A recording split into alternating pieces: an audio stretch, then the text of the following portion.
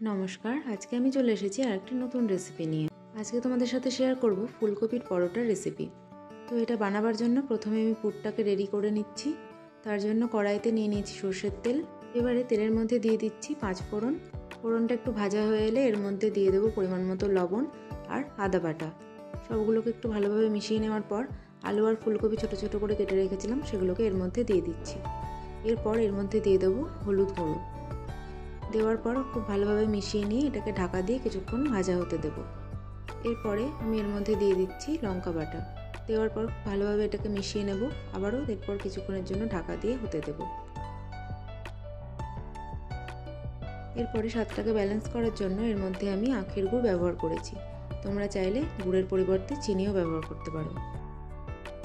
এখানে আমি মিক্সিং জারে কিছুটা চিনেবাদাম নিয়ে নিয়েছি। এবারে এটাকে আমি গুঁড়ো করে নেব। গুঁড়ো হয়ে গেছে। এবারে ওই ফুলকপি আলুর মধ্যে এই গুঁড়ো বাদামটা দিয়ে দিলাম। দেওয়ার পর আবার খুব ভালোভাবে মিশিয়ে নিচ্ছি আর কিছুক্ষণের জন্য এবার ঢাকা দিয়ে হতে দেব। পুর এখানে রেডি হয়ে গেছে। আলু ফুলকপিও খুব ভালোভাবে সেদ্ধ হয়ে গেছে। আলু আর ফুলকপিগুলোকে খুন্তি দিয়ে একটুখানি ভেঙে দিলাম যাতে একসাথে সবটা খুব ভালোভাবে মিশে যায়। তো এটাকে এবার নামিয়ে নিচ্ছি। এরপরে এখানে নিয়ে নিয়েছি পরিমাণ মতো আটা। তার মধ্যে সামান্য পরিমাণে লবণ দিলাম। এবারে যেভাবে আমরা রুটির জন্য আটা মাখাই সেরকমভাবেই মাখিয়ে নেব। মাখানো হয়ে গেলে এটাকে কিছুক্ষণের জন্য রেস্টে রেখে দেবো। এটাকে আমি আধ ঘন্টার জন্য রেস্টে রেখেছিলাম। এবারে এটার থেকে আমি লেচি কেটে নিচ্ছি।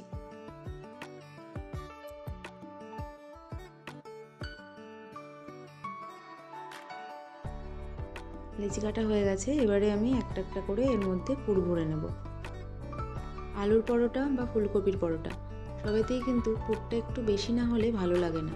তো সেই কারণেই আমি এখানে একটু বেশি করেই পুর দিয়েছি। এভাবে একে একে সব পুরগুলো আমি ভরে নিচ্ছি।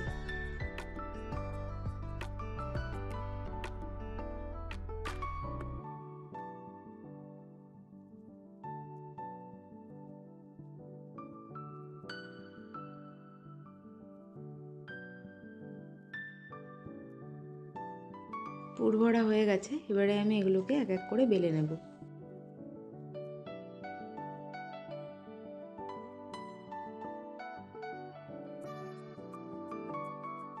বেলা হয়ে গেছে। এবারে আমি এটাকে কড়াইয়ে দিয়ে দিচ্ছি। দুই পিঠ খুব ভালোভাবে আগে সেঁকে নিচ্ছি। তারপর অল্প করে তেল বা ঘি দিয়ে যেভাবে আমরা পরোটা ভাজি সেভাবেই এগুলোকে ভেজে নেব। আমি এখানে ঘি ব্যবহার করেছি। তোমরা চাইলে রিফাইন্ড অয়েলও ব্যবহার করতে পারো। তো এইভাবেই একে একে সব পরোটাগুলোকে ভেজে নিতে হবে।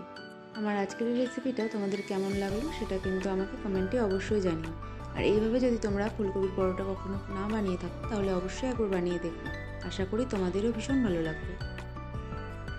তোমরা যদি এইরকমই আরও নতুন নতুন রেসিপি দেখতে চাও তাহলে আমার চ্যানেলটিকে অবশ্যই সাবস্ক্রাইব করে রেখো। আর আমার আজকের এই রেসিপিটা যদি তোমাদের ভালো লেগে থাকে তাহলে একটা লাইক আর শেয়ার করে দিও। চলো তাহলে আজকে এই পর্যন্তই। সকলে খুব ভালো থেকো, সুস্থ থেকো। দেখা হচ্ছে পরের কোনো ভিডিওতে।